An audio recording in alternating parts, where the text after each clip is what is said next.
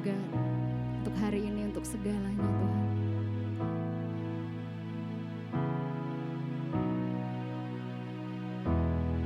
In the morning you sing over me, I receive your mercy. Your faithfulness is clear to see. It's constant every day. In the morning you sing over me, I receive your mercy. Your faithfulness is clear to see. It's constant every day. Every breath I breathe, an invitation to believe you are creating something good. Though the season doesn't tell my story, I know you've moved mountains for me. You're just that good, so I'll give thanks to God when I don't have enough, 'cause He's more than enough, and He knows what I need. So I'll give thanks to God when I don't have enough, 'cause He's more than enough, and He knows what I need. He knows what I need.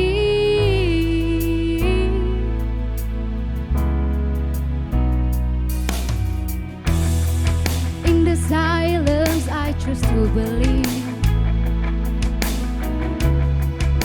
you're working in the waiting. Though the future isn't clear to me, I trust you anyway. Every breath I breathe, an invitation to believe you are creating something good. Though this season doesn't tell my story, I know you've moved mountains for me.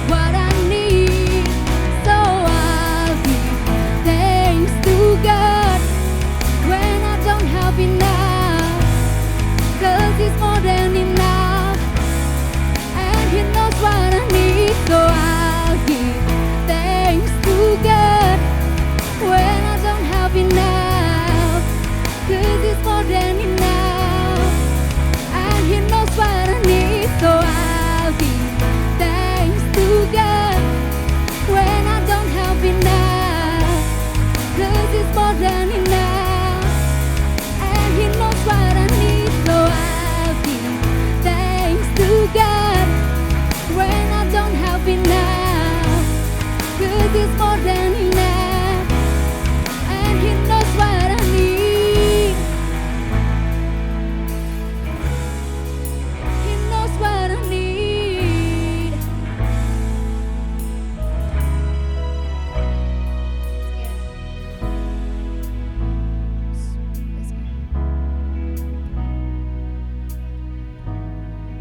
God's not worried, so I do I worry. God's not worried, so I do I worry. God's not worried, so I do I worry. God's not worried, so I do I worry. God's not worried, so I do I worry. God's not worried, so I do I worry. God's not worried, so I do I worry. God's not worried, so I do I worry. God's not worried, so I do I worry. God's not worried, so I do I worry. God's not worried, so I do I worry. God's not worried, so I do I worry. God's not worried, so I do I worry. God's not worried, so I do I worry. God's not worried, so I do I worry.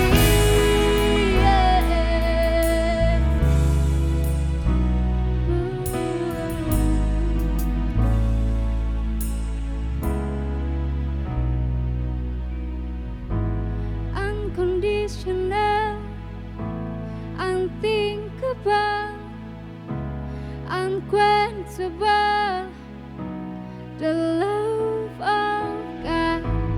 Unconditional, unthinkable, unquenchable, the love of God.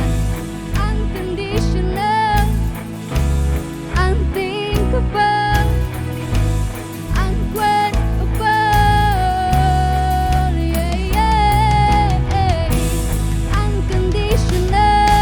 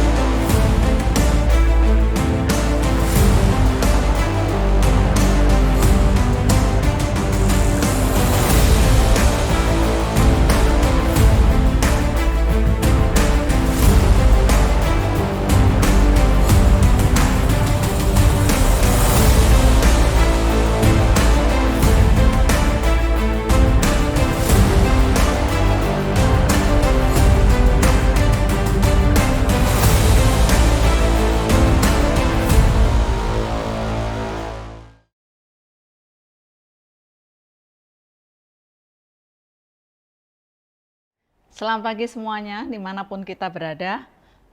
Kita bisa beribadah pada pagi hari ini untuk bersama-sama belajar firman yang bisa memandu atau menjadi pedoman di dalam hidup kita. Sebelum kita bersama-sama mendengarkan firman, mari kita berdoa.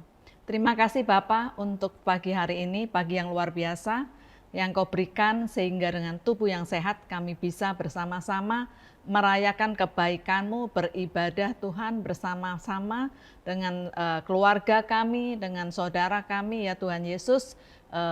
Kesempatan yang luar biasa ya Bapa. Kami berdoa seperti kerinduan kami, biar selalu hidup kami Tuhan Engkau arahkan, Tuhan sesuai dengan kebenaran firman-Mu, selaras Tuhan dengan kebenaran firman-Mu, sehingga setiap kami Tuhan boleh terus Tuhan melihat ke depan, bergerak Tuhan ke depan Tuhan, memandang ke depan, dan Tuhan Yesus mengalami tujuan Allah yang lebih besar di dalam hidup kami. Dalam nama Yesus kami berdoa. Amin. Mari bersama-sama kita akan deklarasikan saudara, angkat saudara, Alkitab saudara, dan kita boleh deklarasikan greater destiny kita. Inilah kabar baik, saya diselamatkan oleh kasih karunia Allah, bukan oleh perbuatan saya. Saya dibenarkan, saya diubahkan, dan saya diberkati di dalam Dia. Sekarang saya tahu segala sesuatu terjadi dalam hidup saya untuk kebaikan, karena saya dipanggil sesuai dengan rencananya. Bersama kita hidup untuk kemuliaan Allah. People is our mission, connect with God and make disciples. Greater destiny. Ya, kita bersyukur sebentar lagi ya saudara, kita akan mengakhiri tahun 2021 ya. Dan selama 10 bulan ini kita masih dalam tema tahunan yang sama, yaitu Greater Destiny. Ya, karena itu pada pagi hari ini tema kita adalah berhubungan dengan Greater Destiny itu, yaitu look forward ya, memandang, melihat ke depan ya, dan subtemanya adalah forward thinking ya. Dengan memandang ke depan maka kita ingin memiliki pikiran yang ke depan ya. Jadi tidak menoleh ke belakang lagi saudara ya. Karena agar saudara dan saya bisa hidup dalam tujuan Allah, maka kita harus bergerak seperti yang Allah arahkan ya. Dan Tuhan itu Allah yang selalu bergerak maju ke depan. Dia tidak pernah berhenti, apalagi mundur ke belakang ya. Jadi kita boleh belajar juga dari kisah-kisah dalam perjanjian lama saudara ya. Di mana saat itu oleh anugerah Tuhan, saat Tuhan itu mau membinasakan Sodom dan Gomora, oleh karena kejahatan manusia di kota itu saudara, hidup dalam imoralitas ya, hidup semaunya saudara, yang sehingga Tuhan tuh nggak bisa lihat lagi ya, itu kejahatan yang begitu besar pada zaman itu ya, dimana kita percaya hal-hal ini juga terjadi pada zaman kita sekarang ya. Tetapi Tuhan begitu memperhatikan dan mengasihi Lot saudara ya, dan keluarganya ya, sehingga Tuhan mengatakan, aku akan membawa engkau dan seisi rumahmu, anakmu, istrimu, ya, mantumu, saudara, untuk keluar dari Sodom dan Gomora, ya. Bahkan saat Lot dan keluarganya berlambat-lambat, ya, malaikat Tuhan, 2 malaikat Tuhan tuh sengaja memegang tangan mereka dan membawa mereka keluar dari Sodom dan Gomora, ya. Kita bisa melihat hal yang sama terjadi pada hari ini. Begitu kemurahan dan kebaikan Tuhan buat setiap kita, orang percaya saudara, maupun yang belum percaya, karena Tuhan tidak ingin satu orang pun binasa ya. Sehingga saudara, kita bisa melihat Lot dan istri anak-anaknya bisa dibawa keluar ya saudara. Nah, tetapi kisah ini memberikan pengajaran buat kita, untuk kita tidak melakukan seperti yang istri Lot lakukan. Mungkin ada hal-hal yang masih nyaman buat dia di Sodom dan Gomora. Mungkin ada hal-hal yang masih dia sayangi, saudara. Apakah itu aset-asetnya, harta bendanya, kenyamanannya, ya, atau mungkin memori-memori yang menyenangkan di masa lalu, ya, sehingga membuat dia seperti tidak mau move on, ya, bergerak maju. Maka istri Lot itu menoleh ke belakang, padahal malaikat Tuhan sudah bilang, kamu lari, jangan menoleh ke belakang. Dan akhirnya dia menjadi tiang garam, saudara, ya. Ya, mungkin saudara, hal ini pun juga terjadi pada bangsa Israel. Tuhan begitu baiknya membawa bangsa Israel keluar dari perbudakan Mesir, saudara, ya, untuk masuk ke dalam tanah perjanjian, yaitu Kanaan. Memang untuk mendapat tanah Kanaan, Israel harus melalui proses, ya, melalui padang gurun, ya. Nah, dan hal yang sama bangsa Israel saat dia itu keluar dari Mesir masuk di padang gurun, mereka mengalami kelaparan, ya, dan mereka bersungut-sungut dan mereka mengingat masa lalu, ya. Hal yang enak yang mereka alami di masa lalu, ya. Padahal Tuhan itu mau mereka itu tidak melihat terus ke belakang, ya, karena itu masa perbudakan, saudara, ya. Nyaman mungkin secara daging mereka, tapi mereka diperbudak pada masa itu. Jadi bangsa Israel bersungut-sungut dan berkata, ya, oh, lebih enak di Mesir, ya.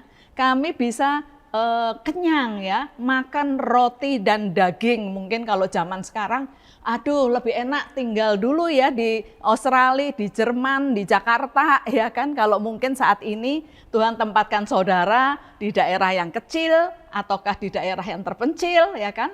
Oh, enak dulu, ya, di kota besar, ya, di negara yang maju saya bisa makan hamburger, ya. Di Padang mungkin hamburger jarang, saudara, ya, mahal gitu kan. Nah, tetapi ingat, ya, jangan menoleh ke belakang, ya, karena Tuhan itu selalu membawa kita kepada hal-hal yang baru, ya. Bahkan Tuhan nggak mau saudara saya ini, ya, saat menjalani hidup ini selalu mendasarkan pengalaman yang lama, karena Tuhan selalu membawa kita maju dan bergerak, ya. Nah, mari kita baca, saudara, di 2 Petrus 3 ayat 1 dulu, ya, saudara. Nanti kita akan lanjutkan ayat yang kedua dan ayat yang ke-7, saudara, ya. Nah, saya akan bacakan di sini, saudara, dari bahasa Indonesia masa kini, ya. 2 Petrus 3 ayat 1. Ini judul perikopnya, yaitu janji tentang kedatangan Tuhan. Dikatakan, saudara-saudaraku yang tercinta, inilah surat saya yang kedua kepadamu. Di dalam kedua surat ini, saya berusaha membangkitkan pikiran-pikiran yang murni padamu, ya. Atau dengan kata lain, Petrus mengatakan, ya, berusaha supaya pikiran-pikiran yang murni, ya, pikiran-pikiran yang benar, pikiran-pikiran yang uncorrupted, ya, yang tidak terpolusi, tidak dicemari, ya, itu senantiasa dibangkitkan di dalam diri kita, ya. Di sini nih Petrus ini berbicara kepada pendatang dan perantau, yaitu orang-orang yang dipanggil dan dipilih sesuai dengan rencana Allah. Saudara dan saya ini orang-orang yang sama.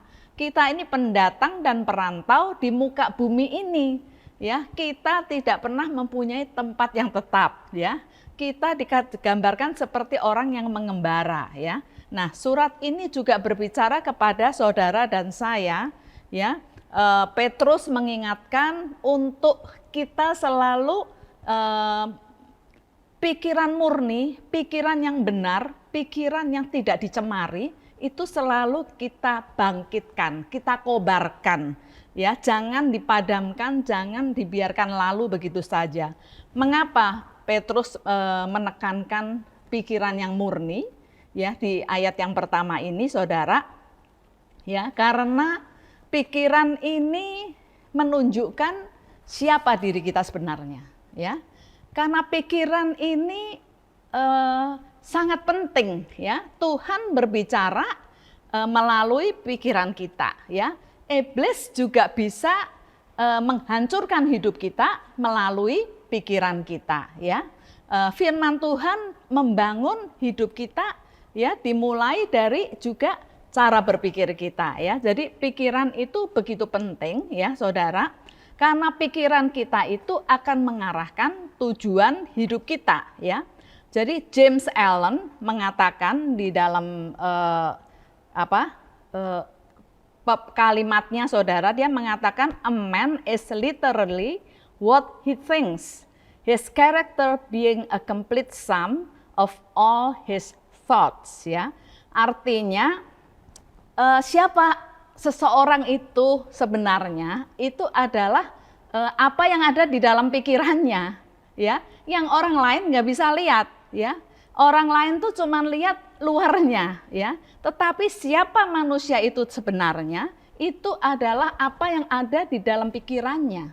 Jadi begitu pentingnya pikiran kita, apa yang mengisi pikiran kita tiap hari. Sama seperti kalau tubuh jasmani, apa yang kita konsumsi setiap hari itu adalah barometer kesehatan hidup kita. Nah, pikiran kita sama, apa yang kita konsumsi tiap hari itu akan menunjukkan barometer kesehatan jiwa dan roh kita, ya, yang kita isi di dalam pikiran kita, ya. Karena dikatakan saudara, karakter seseorang itu, ya, itu merupakan kumpulan-kumpulan dari pikirannya.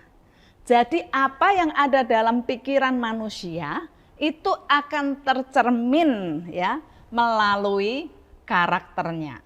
Akan terlihat ya, akan tercermin melalui tindakannya atau perbuatannya termasuk keputusan-keputusannya ya.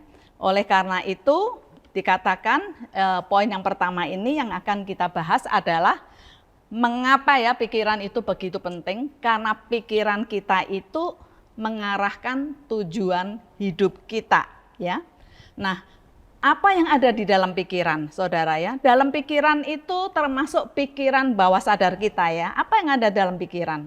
Dalam pikiran kita itu ada keyakinan, ya saudara, kepercayaan yang kita miliki, ya kan saudara, termasuk imajinasi-imajinasi tertentu yang sudah lama ya tertanam ya saudara di dalam diri kita, saudara ya, dalam sudah terbentuk ya dalam waktu yang lama ya, dan hal ini bisa dipengaruhi oleh kebiasaan-kebiasaan yang sering kita lakukan, cara hidup keluarga kita ya, kemudian cara hidup komunitas atau teman-teman sepergaulan, teman-teman yang dekat dengan kita itu akan mempengaruhi pikiran kita, saudara ya. Sehingga pikiran-pikiran itu seperti tadi statementnya dari James Allen akan membuahkan karakter-karakter ya dan sikap ya hati seseorang ya. Dan kita pernah mendengar statement your attitude will determine your altitude ya. Jadi attitude seseorang, sikap hati seseorang itu akan menentukan jam terbang atau ketinggian terbang seseorang, altitude ya. Nah, jadi betapa pentingnya tadi pikiran. Karena itu menentukan kemenangan atau kekalahan kita, keberhasilan atau kegagalan kita, ya. Itulah pikiran, saudara ya. Nah, di mana itu nantinya juga ya attitude kita tadi mempengaruhi ketinggian terbang kita, saudara ya. Dan itu pasti akan mempengaruhi sehari-hari dalam tindakan kita, termasuk keputusan-keputusan yang kita ambil ya. Dan bukankah tindakan kita dan keputusan-keputusan yang kita ambil itu mempengaruhi tujuan hidup kita. Oleh karena itu poin pertama tadi, pikiran kita itu menentukan arah tujuan hidup kita, saudara. Ya, di poin pertama tadi ya, saudara ya. Nah, saya akan berikan ilustrasi ya, contoh saudara, ya, di mana pikiran kita itu akan menentukan atau mengarahkan tujuan hidup kita, ya. Nah, ada kehidupan orang-orang tertentu, ya, di mana karena dia dibesarkan di dalam sebuah keluarga yang mungkin berlimpah secara materi, ya kan, berlebih saudara, ya, sehingga sudah terbiasa dari kecil dia menggunakan barang-barang mewah yang mahal atau branded, saudara ya. Nah, itu karena tadi ya bisa berupa tas ya, bisa berupa jam tangan, bisa berupa pakaian, sepatu ya, bisa berupa perhiasan, bisa berupa mobil, saudara ya, dan lain-lain, saudara ya. Nah, karena dia itu sudah terbiasa tadi ya, saudara, di dalam hidupnya sejak kecil ataupun remaja ya. Kemudian juga setelah dewasa dia pasti akan bergaul juga, terbiasa dengan orang-orang yang juga mempunyai perilaku yang sama, dalam arti udah terbiasa ya memiliki atau menggunakan barang-barang yang mewah dan branded, saudara ya, untuk menunjang hidupnya ya. Jadi sebetulnya tidak salah dengan memakai barang-barang yang mewah, mahal atau branded, tidak salah. Tetapi yang salah di sini adalah cara berpikir, ya. Cara berpikir seseorang yang mungkin pengertiannya begini, wah kalau aku pakai arloji, ya, yang mahal, yang branded atau pakaian, sepatu, ya, maka aku akan dipandang orang, ya. Aku akan lebih dihargai, aku akan bisa punya rasa percaya diri lebih, ya, dan aku akan secara kehidupan kelasnya naik gitu, saudara ya, karena bisa bergaul dengan sosialita orang-orang yang sama, ya saudara. Nah, pada akhirnya ini akan mempengaruhi tindakannya atau tujuan hidupnya, ya. Saat dia sudah dewasa harus bekerja, dia akan bekerja ya keras, saudara, menghasilkan uang, ya, bahkan tidak sedikit yang menghalalkan segala cara untuk mendapatkan uang tersebut demi menunjang, saudara ya, menunjang gaya hidupnya, ya, yang sudah terbiasa memakai barang-barang mewah dan branded, ya saudara. Nah, jadi saya bukan katakan bahwa tidak boleh berteman dengan orang-orang demikian, ya, tetapi kita harus menjaga diri kita. Artinya adopsi atau ambil cara hidup mereka atau cara berpikir mereka yang baik. Misalnya mereka kalau di kantor atau mereka punya usaha sendiri, mereka benar-benar seorang pekerja keras, ya. Ambil hal yang baik itu dalam hidup mereka, ya. Kita menjadi orang yang benar-benar fighter, ya, bekerja keras, ya saudara, tidak malas, ya. Tetapi jangan ambil cara berpikir bahwa ya supaya aku lebih dihargai, supaya aku bisa ada confident, rasa percaya diri, maka aku harus memakai barang-barang yang mahal atau branded, ya. Nah, itu yang kita harus hindari, ya. Oleh karena itu betapa pentingnya, saudara, mindset, ya, cara berpikir kita, saudara, ya, karena itu akan mempengaruhi, menghasilkan karakter-karakter, attitude, ya, sikap hati kita, dan bahkan tindakan, keputusan dan tujuan hidup kita, ya. Nah, sekarang kita akan lanjutkan, saudara, di ayat yang kedua sampai ketujuh, ya. Nah, dikatakan di sini, saya baca kembali ke terjemahan sehari-hari, ya, supaya kamu mengingat akan perkataan yang dahulu telah diucapkan oleh nabi-nabi kudus, dan mengingat akan perintah Tuhan dan juru selamat yang telah disampaikan oleh rasul-rasulmu kepadamu. Yang terutama harus kamu ketahui ialah bahwa pada hari-hari zaman akhir akan tampil pengejek-pengejek dengan ejekan-ejekannya, yaitu orang-orang yang hidup menuruti hawa nafsunya, ya. Kata mereka, di manakah janji tentang kedatangannya itu? Sebab sejak bapak-bapak leluhur kita meninggal, segala sesuatu tetap seperti semula pada waktu dunia diciptakan. Ya, mereka sengaja tidak mau tahu bahwa oleh firman Allah, langit telah ada sejak dahulu, dan juga bumi yang berasal dari air dan oleh air. Dan bahwa oleh air itu, bumi yang dahulu telah binasa dimusnahkan oleh air bah. Tetapi oleh firman itu juga langit dan bumi yang sekarang terpelihara dari api dan disimpan untuk hari penghakiman dan kebinasaan orang-orang fasik. Ya, jadi untuk poin yang kedua adalah ya, ingat firman Tuhan sebagai kompas kehidupanmu. Ya, mengapa saudara tadi di ayat 2 ditekankan ya, ingat akan perintah Tuhan ya, yang sudah disampaikan lewat nabi-nabi kudus, lewat rasul-rasul ya. Supaya apa saudara dan saya harus selalu mengingat ya firman Tuhan ya, tadi ingat firman Tuhan sebagai kompas kehidupanmu. Kompas itu adalah alat penunjuk arah mata angin ya. Jadi kalau firman Tuhan itu sebagai kompas, firman Tuhan itu yang memandu ya hidup kita di dalam tujuan Allah ya.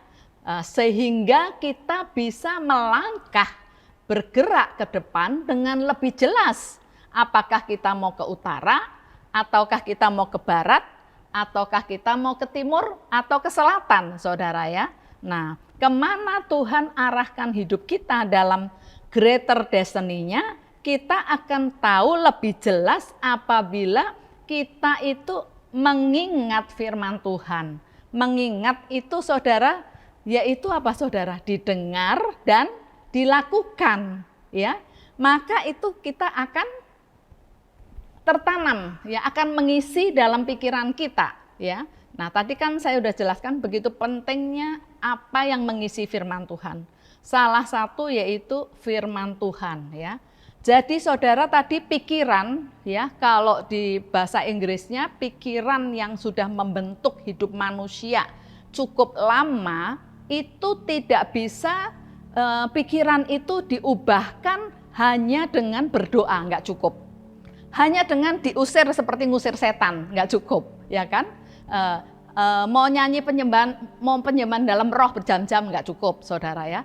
Tetapi perubahan dalam pikiran itu adalah melalui firman Tuhan yang berkuasa.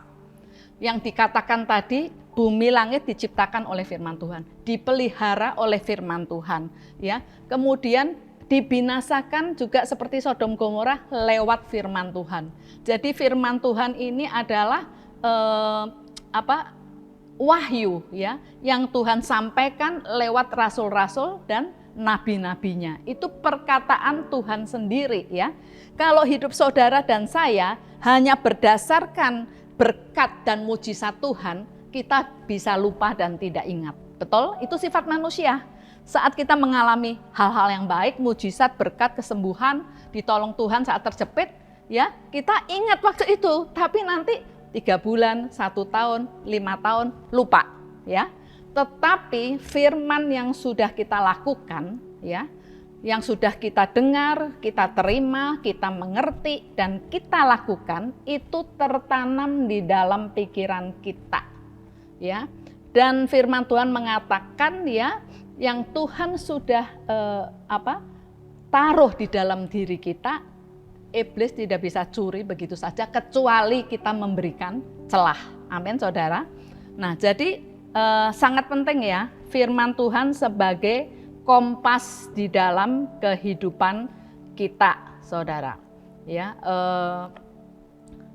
kenapa banyak orang mengalami hidupnya seperti yoyo ya, naik turun, naik turun. Saya juga pernah mengalami hidup demikian, nggak stabil ya. Artinya firman Tuhan ini sangat powerful, berkuasa, saudara. Karena firman Tuhan itu menolong saudara dan saya untuk mengendalikan dan mengontrol pikiran kita. Sehingga tidak terus dijajah, diintimidasi, bahkan dipengaruhi ya oleh kehidupan yang ada di sekitar kita zaman ini. Tadi dari ayat yang ketiga dan selanjutnya kan akan tampil ya pencemooh, pengejek. Kamu katanya anak Tuhan, ya kan? Kamu melayani Tuhan, ya kan? Kok hidupmu gitu-gitu saja? Malah kamu sering gagal, ya kan? Malah saya lihat hidup kamu sekarang tidak lebih baik daripada dulu. Nah, itu saudara. Iman saudara dan saya diuji. Tetapi apabila firman Tuhan sebagai kompas hidup kita, kita tidak akan mudah terpengaruh di hari-hari ini, ya, oleh keadaan manusia, orang-orang yang ada di sekitar kita dengan hidupnya masing-masing, cara berpikirnya, ya, tadi dikatakan yang hidup menurut hawa nafsunya. Kalau kita firman itu tidak tertanam dalam pikiran kita, maka iman kita mudah goyah, ya. Kemudian kita akan mudah tanpa kita sadari, di bawah pikiran sadar, akan pelan-pelan, ya, hidup kita ini bergeser mengikuti cara hidup orang-orang zaman ini, ya, karena kita mulai pikiran kita tuh shift, ya, mulai bergeser, cara berpikir kita mulai berubah, ya. Oh, nggak apa-apa kok itu, saudara yang tadinya, oh nggak boleh, ini bukan kehendak Tuhan. Lama-lama, oh nggak apa-apa, oke saja, saudara ya. Nah, jadi saya akan akhiri Mazmur 119 ayat 105, ya saudara. Mazmur 119 ayat 105. Ya, ini mengenai firman Tuhan sebagai kompas di dalam kehidupan kita, ya. Firman-Mu adalah pelita bagi kakiku dan terang bagi jalanku, ya. Firman-Mu itu pelita bagi kakiku atau bagi langkahku saat kita berjalan bergerak maju, ya, dan terang bagi jalanku. Amin. Tuhan memberkati, mari kita akan berdoa bersama-sama.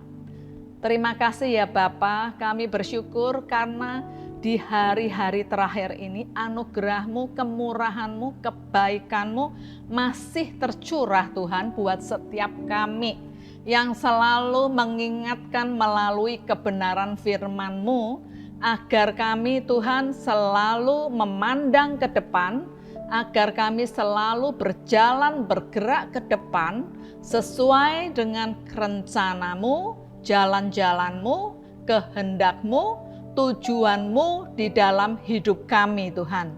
Supaya apa yang menjadi tujuan kami itu selaras Tuhan dengan apa yang menjadi tujuan-Mu di dalam hidup kami. Terima kasih Tuhan untuk pagi hari ini, biar dalam seminggu ini Tuhan Yesus, setiap kami boleh Tuhan duduk Tuhan, merenungkan setiap kebenaran firman-Mu di dalam kehidupan yang sedang kami jalani, sehingga kami Tuhan Yesus mengalami Tuhan kepenuhan, keberhasilan, kebahagiaan Tuhan saat firman-Mu itu Tuhan selalu kami ingat dan kami lakukan di dalam hidup kami. Dalam nama Yesus kami berdoa. Amin. Puji Tuhan, mari kita mengangkat tangan kita, ya, kita mengucap syukur dan menerima berkat yang daripada Tuhan.